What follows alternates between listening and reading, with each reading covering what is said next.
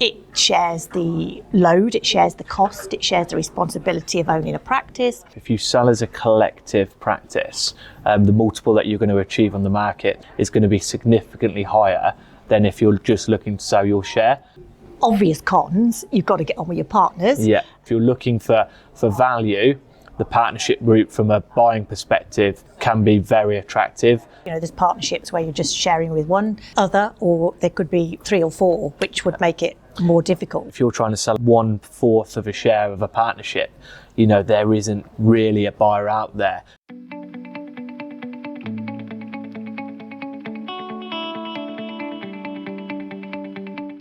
Hi everyone, welcome to this water cooler where we are discussing the pros and cons of buying into or selling a partnership.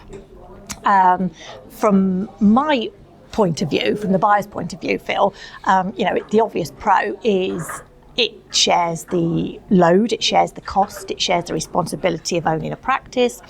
And particularly for the first time buyers who are a little bit nervous or haven't got the funds, it's quite a good idea to take a first step. Obvious cons, you've got to get on with your partners and sort of share the same views of running a practice, or it could turn out into something quite catastrophic. So I know from a vendor point of view we do try and encourage them to sell with all the partners at the same time because that's more attractive. But what's your view on it?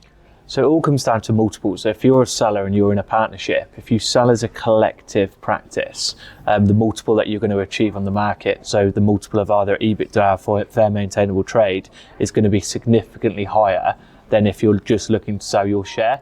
And that just comes down to appetite. You know, there's a lot of buyers out there looking to buy practices, and what they want to buy is the whole asset, which they can grow, as opposed to half of an asset, i.e. an expense sharing partnership or a profit sharing partnership, in which limits growth but also has potential nightmares down the line, i.e. the future partner or the current partner that they may not really know.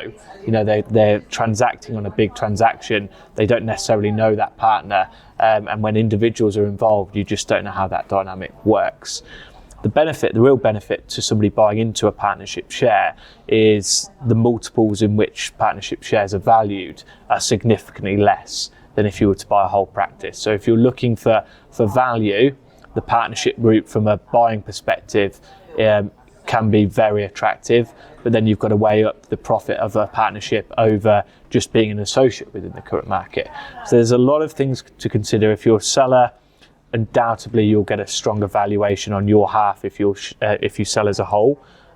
If you do have to sell your share, it's about going to the whole market as opposed to maybe just your partner. Your partner will probably look to buy you for as cheap as possible, and as such the whole market might be the right route. But again, every partnership agreement is different. You may be obligated to sell to your partner at a fixed cost, or an agreed amount subject to evaluation from a RICS valuer. So your route may actually be dictated by partnership routes. And I guess that's the problem with partnerships, is the agreements can be quite onerous and quite restrictive.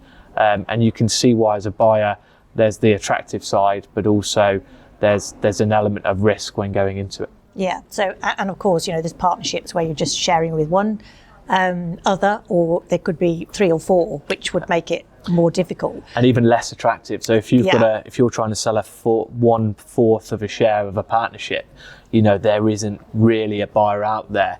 I mean, there may be somebody in an isolated instance, but really your buyer is probably going to be one of the other partners who's looking to capitalise on a low purchase price and either do that revenue themselves or move that associate led and then capitalise at the end when they sell as an overall practice. So you do get some quite switched on partners that look to capitalise on an effective partner looking to exit, knowing that there just isn't that real appetite out there. So I think if we were summarising it, yes, it's a great option for a buyer who isn't ready to take that step, although it may be better for them to wait until maybe they've got more funds behind them and can own their own practice. But it is a stepping stone, so there'll always be a place for that. But I think also from the vendor's point of view, it would be much better to have that conversation with your partners to see when you're likely to all want to sell to make it more viable for them. Definitely.